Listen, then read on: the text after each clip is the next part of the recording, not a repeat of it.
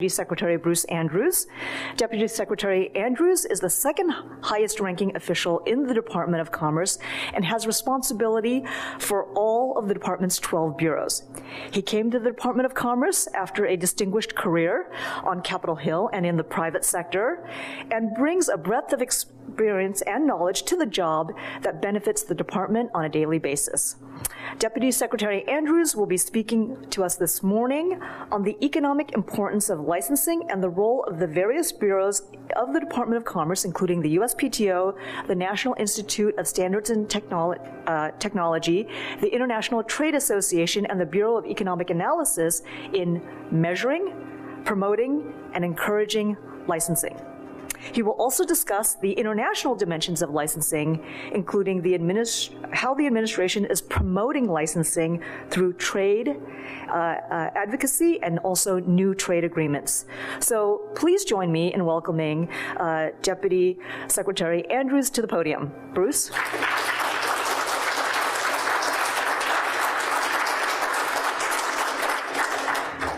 Well, good morning, everyone. And first of all, thank you for that warm welcome. I just want to thank my good friend, Michelle Lee, our Undersecretary for Intellectual Property, for that kind introduction.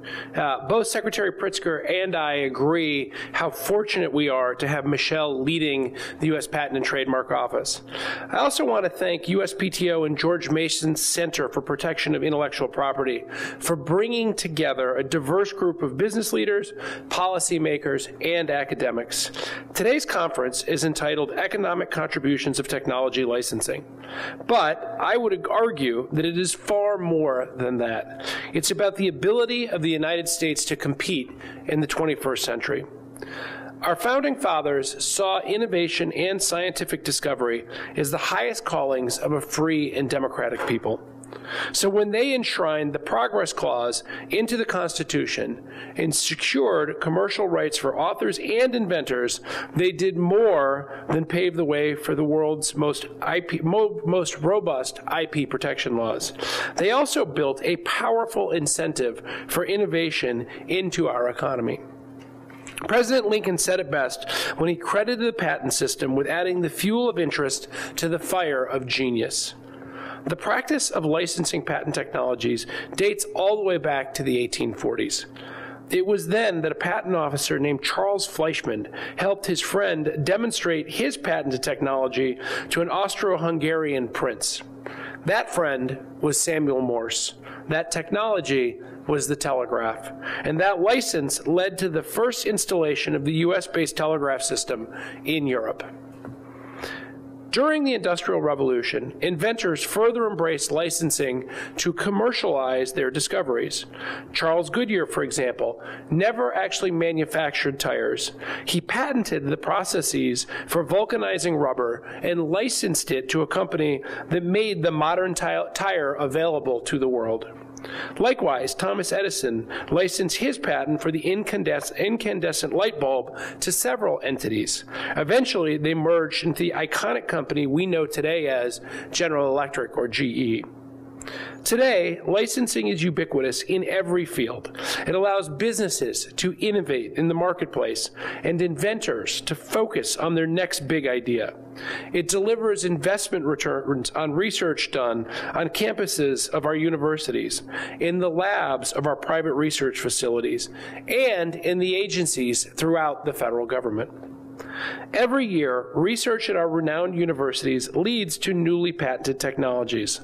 Licensing those patents provide our universities with revenue they need and can reinvest in their programs, and supplies the private sector with new technologies to introduce into the marketplace.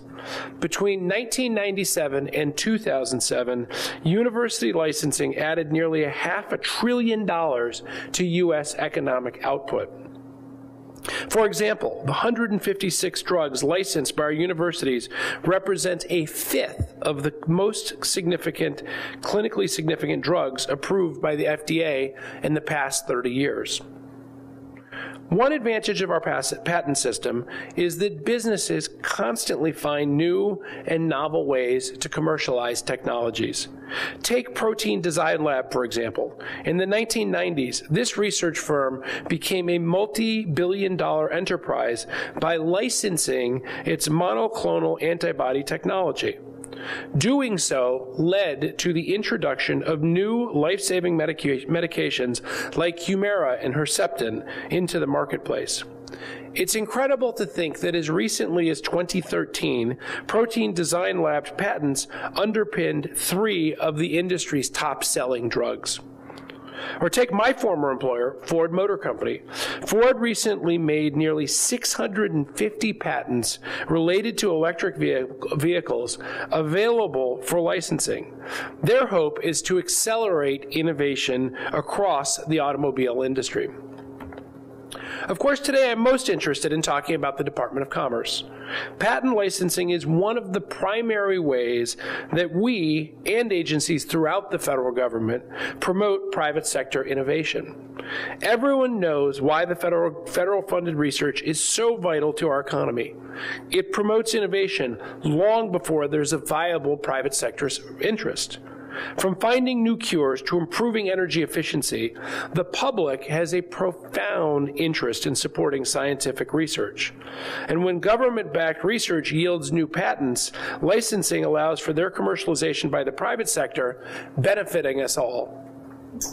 At the Department of Commerce, we license patents awarded to our scientists at our National Institute for Standards and Technology, or NIST, National Oceans and Atmospheric Administration, or NOAA, and National Telecommunications Information Administration, or NTIA. For example, NIST has recently licensed new patents for preventing cyber attacks, identifying methane leaks, and improving detection of trace explosives. At NOAA, we recently licensed a downloadable flat-screen version of our Science on a Sphere technology, giving the private sector access to a revolutionary new way to explore climate, plate tectonics, and other trends in Earth sciences. In 2011, President Obama issued an executive order directing federal agencies to license more of their patents, and the Department of Commerce to oversee this effort. Each year, NIST reports to Congress on how the transfer of technology from government to industry grows our economy. For example, the Department of Defense's licenses generated private sector sales of more than $36 billion between 2000 and 2011. And DoD isn't even the top seller of licensed patents in the federal government. It's actually the Department of Agriculture. Later, some colleagues from USDA will share some of the patents they license each year, from methods for breeding plants to testing food safety.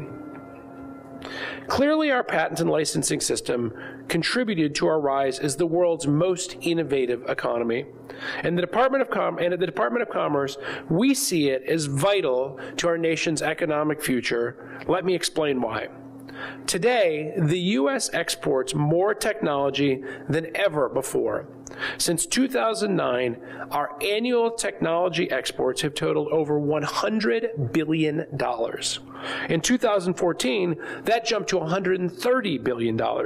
That's an extraordinary number.